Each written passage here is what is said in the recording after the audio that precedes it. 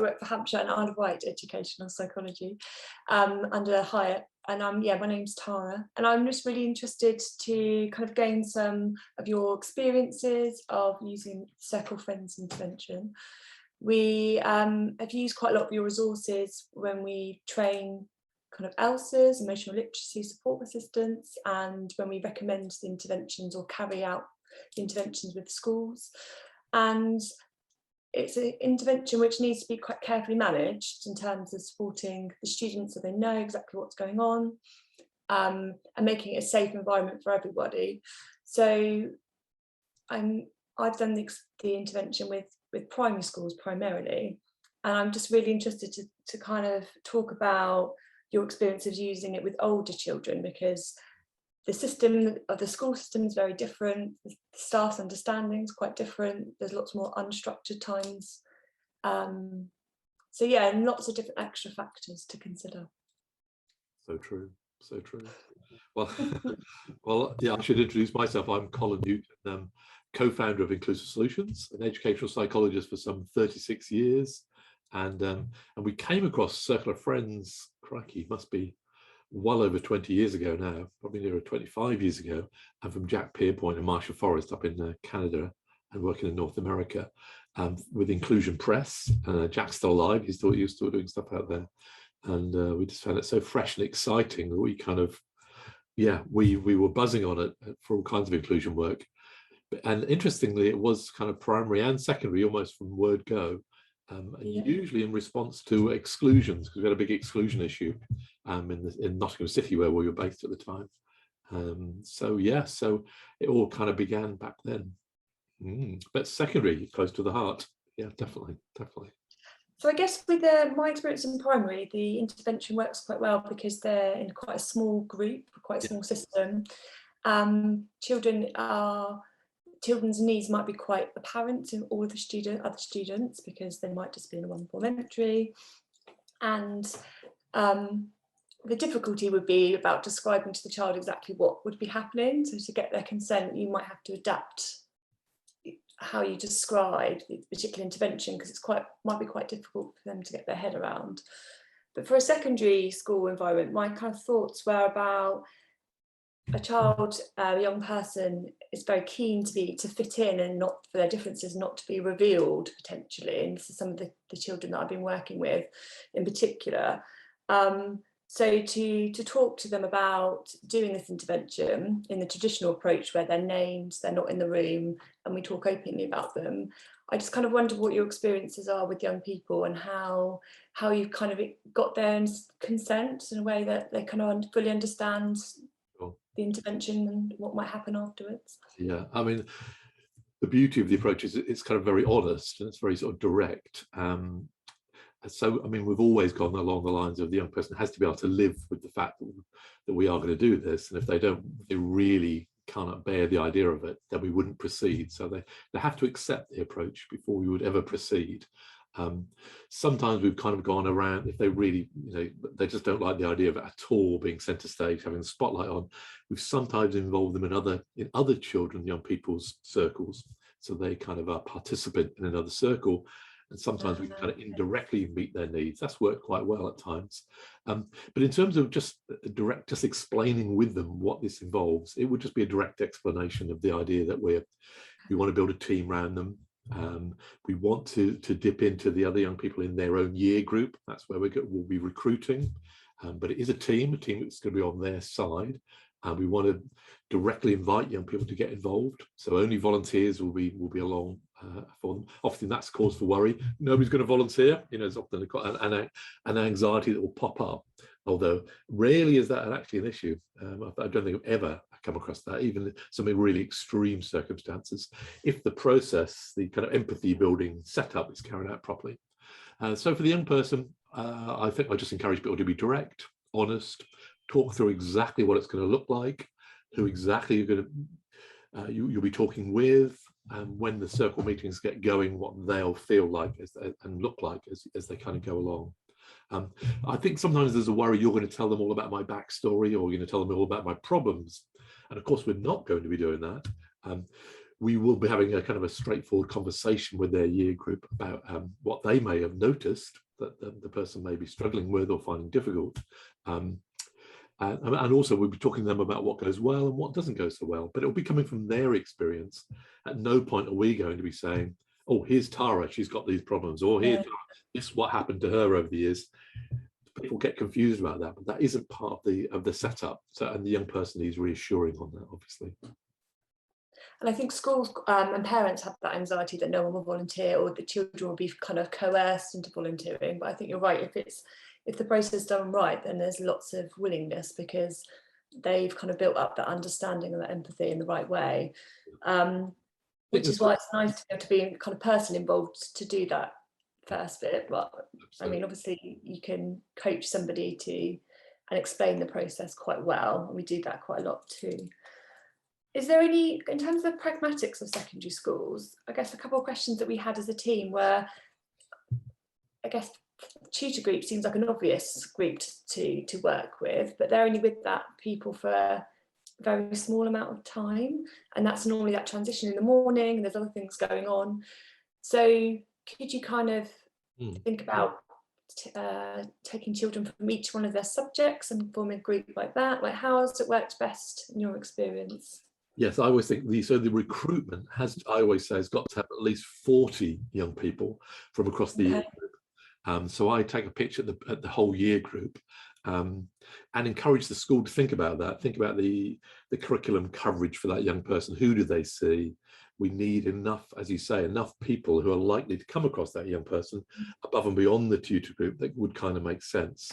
So usually involving staff, they can usually help you figure that bit out, I've found. And because you're absolutely right, because the logistics of this, the last thing you want is you've set up a great circle, but the child only encounters them once or twice, or just at tutor times, which well, it's much better if they're in core subjects or kind of longer periods that there's some more coverage. So thinking about that's quite important in terms of that first group you then assemble. So then when you've got your 40 or even larger groups, sometimes I've had, it's then building the empathy with that larger group and recruiting. And we always kind of go for a sort of a mix of gender across the circle as well in terms of. The other thing I've done, I think increasingly over the years, is go for a slightly bigger group at secondary rather than primary. Because certainly when we wrote about this, when we first set off with this work, we always talked about kind of the core group being 8. That was the kind of kind of an optimal group size. But I think 10 to 12 actually in the secondary school seems to work better, really just for that curriculum coverage, which is sort of because you want young people to be present where the young person is. So I think that'd be my main thought on that one, really. So actually, having a bigger group for the first initial input, that's actually sounds like quite a good idea, because I always had concerns about that initial tutor group, because you might have maybe one child that they might see only. Exactly. So at least 40, if not more, as I say. Okay. And I think having staff involved in having that empathy building could be quite helpful too, under the guise of supporting you that first session, because sometimes if a staff member only sees that student for small periods of time. So have you had kind of staff involved in that initial bit, either directly or kind of indirectly, to help build their empathy too? Yeah, I mean, I will always have a kind of a staff member doing kind of recording, so which allows them to kind of turn around and chip in. And in secondaries, especially with the larger groups, you might have another member of staff around as well who's kind of a bit on crowd control, which can be this stuff, because it's so different for some young people who haven't encountered this kind of conversation. It really does need to be taken seriously. We need them to kind of be sensible and listen properly and all the usual stuff, really. So having somebody riding shotgun from the team is quite good as well. But then I'd probably hang on to the actual kind of process itself, in terms of, I mean, remember the two big empathy building questions I would tend to use would be either thinking of a time you felt different, and it depends a bit on the child's difficulties really, but think of a time you felt different. What did you feel like? And how did you act? That's also a very good one for children, especially who've got complex needs, who present as very different themselves. If it's more around a child with challenging behaviour, you remember the circle diagrams from the book, where you think of, if you have no friends in the sort of circles 2, and you had nobody to hang out with in circle 3, how would that make you feel? How would that make you behave? And again, I've used that quite a bit.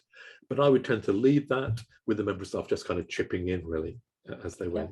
And maybe encouraging if they felt the young people need a bit of encouragement, that voice. But no more than that. I think otherwise I would hang on to the lead for that in terms of the process. Okay. And so you wouldn't always use the concentric circles. You've got kind of other empathy building questions. Yeah, we found sometimes with a young person, especially if a young person wasn't being super challenging with their behaviour, but was just very, very different and maybe very isolated. So thinking of a young person with Down syndrome in a secondary school, and we weren't invited in until the young person was about 14 and a half, maybe 15, and was kind of just on their own in the playground, you know, just very, very isolated, but wasn't really challenging, but were just very isolated. Thinking of a time you felt different worked much better. And it works very well, actually, we found with young people, because they immediately relate to it. So thinking of that same young person, when we had the 40 year 10s, I think they were actually, yeah, they would have been year 10s. And we had them in a kind of a sort of drama studio, kind of all sat in kind of rows. And when I asked this question, it was quite moving, actually, because the first voice opened up with this guy said, when I came out as gay, he said, that was when I felt, and it was very encouraging, really, the response of these young people, very respectful, just listening, and sort of nodded, and yeah, that would have been tough. But no, you know, when I think years ago, that what kind of reaction he might have had coming out like that. But that was the first voice when I came out as gay. And then other people saying, when I first moved here from living in another, when I was brought up in another country to moving here for the first time, you know, 2 or 3 voices, you know, sort of around sort of feelings of cultural differences and such like. And another young man, I remember, it was a different occasion altogether. I think they were 12-year-olds actually, and he said, I was the only one in year 7 to have a moustache. You know, I felt like sort of early, and I felt very different. Often young people will talk about as well. I'm an only child. You know, when my parents broke up, I felt very different. I thought I was the only one. This happened. You know, interesting. Those kind of feeling different. So it can be quite a therapeutic time, actually. Interesting. Using that conversation. So that's quite interesting, because it's as much more a kind of unstructured and more group discussion approach. Is there anything that you find helpful to create that safe environment for children to speak out in that way? Obviously, there's quite honest reflections there that were shared with the group. Yeah, absolutely. I mean, it has got to feel safe. You're absolutely right. I mean, I've been in other situations, but you can tell the young people are holding back. They don't fully feel safe, and you've just got the 1 or 2 kind of brave voices who know they're different and very different, and would come out with their differences so just one. But it only takes 2 or 3 actually to be brave, and then that sometimes sets the tone for what follows. So I think as we lead this, we can help with this in terms of how we present ourselves. But I think as well, this is important to have the other members of staff. Don't just be in the room on your own with 40 secondary young people. It's not going to work well. I think Jack Pierpoint says, who we learned this stuff from, he said, if you want to lose a bit of weight, he said, get in front of 15-year-olds and work with them using person-centered planning or circle of friends, but don't do it on your own. You can't. That's what we've learned big time. Never try and do it on your own. It just isn't safe, and the young people will pick up it's not safe, and then you won't get the fluency we need from them, really. And so we talked a bit about the initial kind of input. Children, young people then volunteer, and I think the advantage of having a kind of bigger group is that you're going to get hopefully more volunteers, and you can kind of choose the dynamics a bit more. Having a bigger group in the first place places less responsibility on individual members. Any kind of, what's your kind of experience of setting up the actual circle then, and how has it worked best in your experience? So thinking about those obstacles. Yeah, having recruited. Obviously, it obviously involves the sign up, the young people. The recruitment involves the young people obviously getting. We try and active, especially in secondary. Really important to involve the young people in the selection of the volunteers. Okay. So asking them who they think would be a good pick. So maybe the adults in the room will all select one person, but then asking the young people, well, who do they think would be a really good circle member for Tara, whoever it is, who we're building the circle around, who would be a good circle member. You've got to have a good reason. You just can't vote for your mate. You have to have a good reason. Well, I think Jenny would be good because I've seen her being friendly to Tara already. You know, it's that kind of stuff, really. Or the very kind person, really. So around that So then you end up with kind of a fairly gender balanced circle that kind of makes sense around the young person, and they sign up. We have the very first meeting immediately after the whole class session. And is that what you meant, Tara? Yes, yeah. And then the meetings, so then then as a psychologist, I'd model the very first session with the member of staff who's going to carry on maybe two. In fact, again, in secondary, I'd emphasize the importance of having two members of staff running the circle. Teacher and a teaching assistant would be kind of ideal, really. They can watch each other, support each other, but if one's absent for any reason, the other one can kind of keep the continuity going, which is so important in this work. But it's a bit of teamwork, really. So I think it's important. You don't really want two teaching assistants because you need one of them to have a bit of status within the structure of the school. And again, whoever's running the circle, again, thinking of secondary particularly, needing to have that line, the support line into the management of the school, because almost certainly the young people will spot live issues. I remember this one situation in a secondary school. It was a Nottingham school where some of the staff weren't differentiating very well, and the young people themselves came up with the idea of presenting a certificate to the member of staff who differentiated really well that week, which is like a really interesting idea. But it was quite controversial, as you can imagine, so it kind of needed smoothing through, really. But also the fact there was a whole bunch of stuff not differentiating needed feeding back to the senior management team. Okay. And so in that particular example, had the group around that people identified that the work given to that people was too hard then? Is that what was the kind of discussion in that circle? Exactly what was happening. Exactly what was happening. Yeah. So they were noticing some staff were brilliant at it. So this is why I'm highlighting him, giving them these certificates live. But the guy who's not differentiated anything since 1972 is going, I see something's changed around here, you know. So it was a lovely intervention. It was very powerful, as you can imagine. I think the status of the group is quite important, isn't it? That actually children want to belong to something that they're seen as, you know, their peers want to belong to, that's something they enjoy going to. So making it kind of motivating is also important. And I guess with secondary schools, there's so much going on at lunchtime, and it's about finding the right time that they're not kind of like, it's a drag to come to these meetings. That has to be kind of reinforcing for everybody involved, doesn't it? And you're absolutely right to name that. I mean, that's the big challenge, isn't it? Keeping the momentum, keeping the interest. And I think this is, and also thinking carefully where you place it.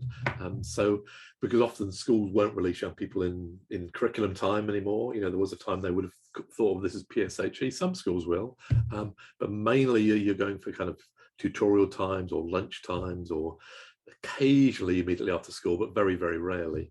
Sometimes registration time is kind of sort of soft target for this kind of activity. Lunch times can be quite nice, where the young people bring along food with them, they can eat together and kind of have the session then. That's quite well. But there is quite important to keep the energy levels up. And some of these circles have run for like 2, even 3 years. And you can see sometimes young people getting a bit tired.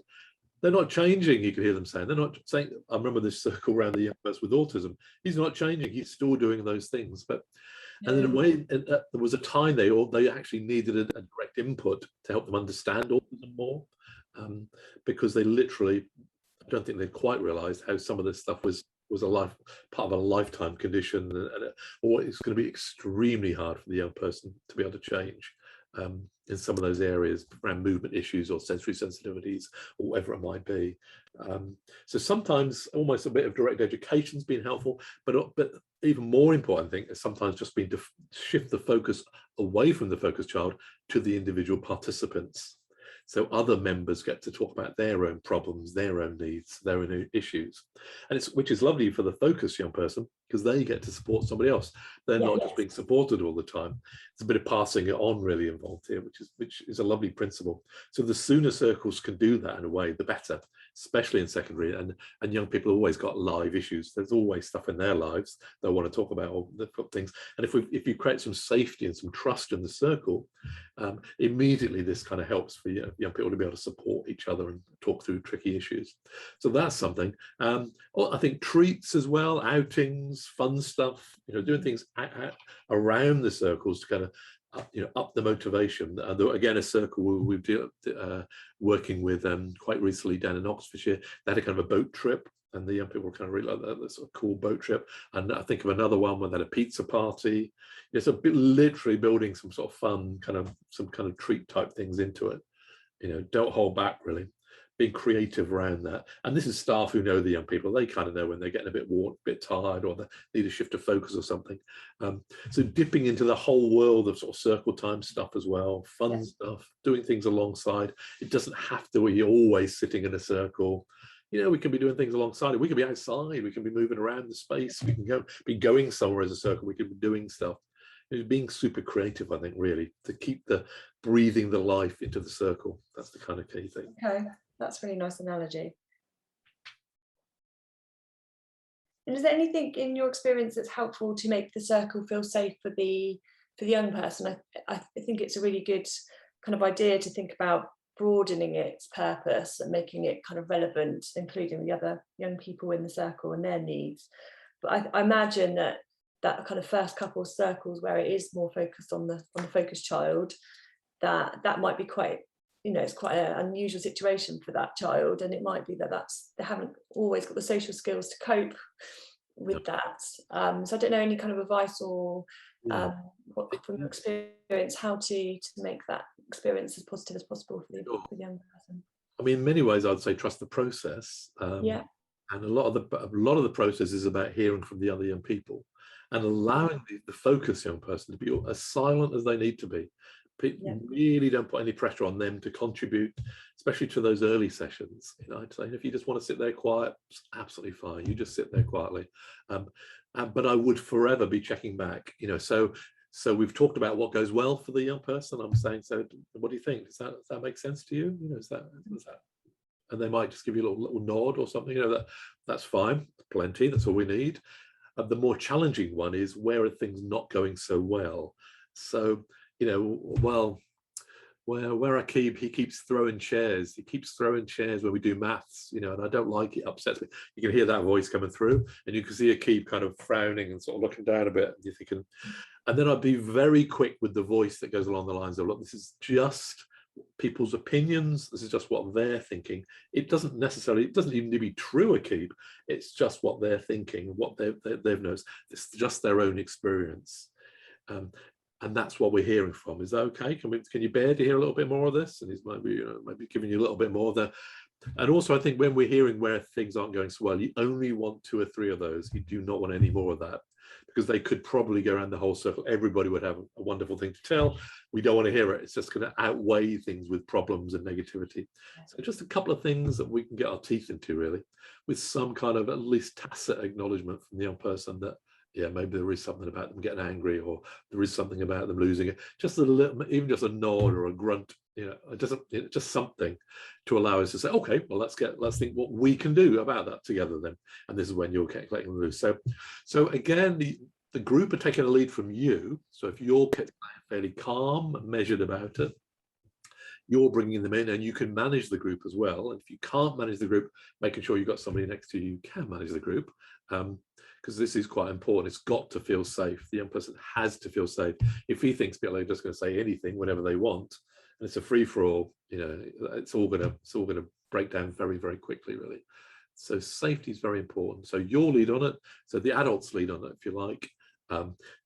Giving the young people plenty of chances to speak, making sure you're sometimes in some situation you need to kind of establish the ground rules at the very start and make sure they're super safe as well. I mean, the typical ones are only one person speaking at a time, and we're going to treat this kind of seriously and sensibly. They will take you a long way, really. I mean, you can add in respect. We're going to be respectful, and you can ask the young people if they want to add a ground rule themselves. Mm-hmm. And that's quite a nice principle anyway, asking young people how they want to be together. But if they go silent, I'd go with teach it seriously, and one person speaking at a time and really listening as kind of 2 sort of, they would take you a long way, I think. Absolutely. And is there any particular kind of resources in the book that you think is important to kind of highlight in those? Because you talked about kind of circle time activities. They're quite kind of part and parcel of everyday curriculum in primary school, but secondary schools, that kind of circle time isn't as not quite so built in. Normal, is it? And they might have PHSE, but it's Yeah. maybe it's a bit different. So yeah, is there anything in particular that you think would be kind of useful to highlight? I mean, there are various resources in the book, but I think anything anybody can find on PSHE and all that good sort of social emotional stuff, really. A lot of those, especially kind of group work activities and drama, anything on the sort of drama world, all of that's super relevant. But this is particularly good on the setup, really, the practical side of recruiting the circle, thinking about your ongoing kind of running of the circle. People worry about parents in this. What do we need to say to parents? Which parents should we be writing letters? Well, there's like in here, there's a parent's guide, for instance. There's like a draft letter to parents. So if you want, there's kind of tracking forms, if people want to keep more of a kind of a track on the meetings, some people want to do that kind of stuff. Review forms, for instance, it's that kind of stuff that people find useful out of the book. So good from that point of view, but really be creative, reach for whatever you can reach for. As I say, anything in the PSHE drama world, expressive art world, anything we can kind of do together, because what we do, remembering all the time what we're trying to do here, we're trying to create the conditions in which friendship can flourish. That's all we're really trying to do here. So bringing a group together intentionally, and then trying to take them through some processes which we hope will make it more likely that a friendship will occur. But now that could occur, of course, between a circle member and the focus young person, but it could equally be from somebody in the wider peer group. And there's something we've done by creating this circle which it's made that relationship more likely to happen. And that's the fascinating stuff about this kind of work, of course, isn't it? So anything we can do that kind of fosters relationship building. I mean, we used to say, in the old days, we would say, and when I say the old days, I mean like 20 years ago, we said, what does it take to make Tara's phone ring? So thinking of the old kind of dial-up phone, but these days it might be more like, make Tara's phone ping, with a mobile phone message, or so it's more thinking, but it's the same essence, really. Well, you may not be the friends, but you might be the ones who could make a friendship possible. You could create a connection. You could be the very one. You maybe know somebody who'd be an ideal friend, and so on. And that's when having the kind of traditional approach where there is a focused child and it's quite explicit can be much more powerful than the kind of adapted approach where it's a general friendship circle or a general kindness circle. Yes. Have you had situations where the young person has felt more comfortable not to have their needs highlighted but still want to be part of a circle? Yes. Yeah. There's been quite a few times when people it's been described to them, but by myself or by somebody who's very they trust, and they're still saying no thanks. And of course everybody's saying they need a circle, they really need a circle. I think our best approach has been the indirect approach to saying, well, rather than have a sort of a generic friendship circle, although some schools have done that, had success with that kind of circle time style, is to say, well, let's focus on somebody else. That you've probably got somebody else with challenging needs in your class. Oh yeah, we certainly got somebody. Well, let's make sure when we do the recruitment, we somehow hook this young person in, so they are a participant in the other person's circle, and that's very, very powerful. And if they look a bit reluctant to even volunteer, making a big deal of it. Oh, but you'd be great at this. Come on, Darren, you're going to be really, really good at this. Come on, give them a little encouragement, really, and making sure there's a member of staff that close by who would do similar encouragement till they're reluctantly say, oh, go on then. So after a bit of encouragement, then they're hooked in, and then of course we can sort of indirectly meet their needs. I always remember this young person who used to get very, very angry and do a lot of swearing, and he would not refuse to have a circle for himself, but he was happy to participate in the circle of another young woman who also used to get very angry. And it was interesting. I remember there was this point very early on when we were talking with the circle, what do we think Sarah needed? And he popped up with, oh, well, I think what she needs is somebody to take her off to one side, talk to her very quietly and gently, and just maybe offer her a drink and just sit with her for a while until she calms down. And I looked at the other adults, barely a dry eye, because everybody was thinking the same thing. That's what he needs. That's exactly what he wants. And he'd spelled it out. He'd really given us the formula of support for himself. So yeah, that's amazing, isn't it? And I think when the circle feels safe and they can start to kind of talk about their own needs and it not just be about the focused child, then that indirect support could become kind of more explicit then, can't it? So that's something I hadn't really considered before, about kind of actually including them in somebody else's circle, and that seems like that's a really kind of, from experience, had quite a powerful impact then. Absolutely, yeah, every time. I would definitely do that in future, Okay. without hesitation, really. If Okay. as soon as we know the child didn't want to be part of this. Okay. So the other questions I've had from members of the team are kind of interests in setting up a circle of friends in a special school environment, that could be kind of for any age group, and how you might adapt things. I mean, you've already talked about it a little bit by not necessarily using the circles, but you can just use empathy building questions in a different, kind of more open way.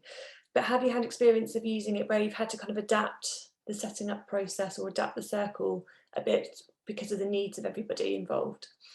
Yes, I mean, it's not a process designed for special schools, at all, because it's a process at all for inclusion, essentially.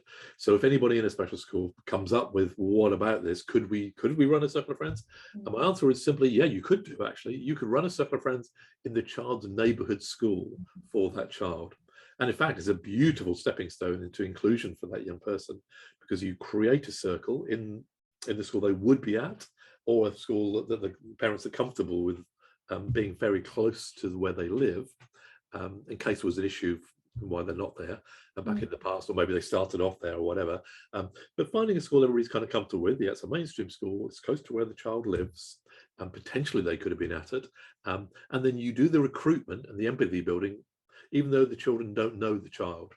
So you do the whole process, but obviously giving them maybe a little thumbnail of the child at the start. That's the only difference. Just a very short description of where they are, and then you basically set up a series of visits. So maybe a weekly visit to that mainstream school, with the circle of young people. And when I've done it, you can imagine, after about 3 or 4 weeks of this, can you guess what the young people are saying? Why are they here all the time? Yeah. Why are they just visiting? And it's quite, yeah, it's quite moving. So there was one special school that really went to town on this, and they had virtually their whole year group kind of going off shooting all different directions. It was so it can be done. It definitely can be done, and of course it's a wonderful stepping stone into inclusion. The problem about special schools thinking they can do it within their own peer group is it's a strange kind of peer group, really. It's not a mainstream peer group in the same senses, and the fact that people are living often in many different parts of the city or the town, wherever they're from, in the more rural area, so they don't really have the same chances to come together, which, in friendship terms, that's kind of what we need, isn't it? We want to hang out together, we want to do stuff. So yeah, it really does major on the importance of kind of typical mainstream possibilities of friends and connections. Okay, that's really interesting. And I guess it kind of goes back to thinking really creatively about that young child and what, broadening what should be possible. So the other kind of thought we might have is about kind of post-16 in college environments, and have you had experience in using it in, it sounds like it's going to be the same, isn't it, really, in essence, throughout whatever age, but have you used it in any kind of post-16 work? Yes, absolutely. Yeah, absolutely. And there was a young guy, again, he'd been included right the way through secondary. It was a Scottish secondary, and he was then post-16, and they had a kind of post-16 set up at the school. We set up one round with some year 12s, cried there. I still remember their incredibly reflective, in-depth thoughts about this young person, who they kind of had known, some quite close, some at a distance, known this young person over the time. He couldn't, I mean, interestingly, he couldn't bear even to sit with the circle. It was just too overwhelming for him. So one of the early questions for that circle was, how can we break the circle down to make it safe? And they were doing things like doing things with him in 2s and 3s. So and having meetings sometimes about him, without him, but more, could we have little mini meetings and then come together and share ideas? So that was one that particularly stuck with me. But colleges have done this as well. It's almost, as you say, it's the same principles, the same processes, literally from cradle to grave, really, of recruiting from wherever we can find the peer group, hoping always to try and dip into their own age mates, whatever age they might be, building a team, and then having a weekly team meeting around the young person. So even as an adult, so thinking of working with a disabled adult in the community, it would be the same thing. The challenge then becomes, if they're not in an educational establishment, of course, where do we dip? where do we recruit? And there's an approach which gets more likely to be called circles of support. And the idea is there about kind of gathering, it's kind of finding who we might know, who we could invite from the community to kind of join in. Yeah, that's kind of an interesting thought about children who aren't actually accessing school at that point. As they get older, then you're kind of thinking about where their circle lies might be more embedded in community activities that they do, after school clubs and other things. But yeah, it's about picking the right people in that circle, perhaps, or thinking about how the circle can help them outside of those group of people. Exactly. It's often looking at shared activities they might be involved with, or shared interests, or people their parents or carers kind of know that you can draw upon, really. So it's drawing on connections. It's inevitably tougher when you're in the adult world, because and it's much well, it's a good reminder, really, that when we're working in schools and colleges, we've got this kind of ready-made pool that we can dip into and recruit from, and it makes it so much easier. Okay, well, it's been really, really helpful to have this discussion, because it's kind of made me think a bit more outside the box of even just the questions that you might ask, and how to maybe involve children in a circle of friends when they're not necessarily that confident, but involving somebody else's. I think that's something that might be that I'll be kind of utilising going forward. And yeah, thanks very much for your time, really. It's been really helpful. Just don't often get the time just to pause and really think about one intervention in particular, especially with somebody who's had a lot more expertise and experience in using it in quite a lot of wide settings. So yeah, it's been really helpful. Thank you so much, Tara. Really, yeah, lovely talking to you. So good luck with your circles. May Thank your circles always be full.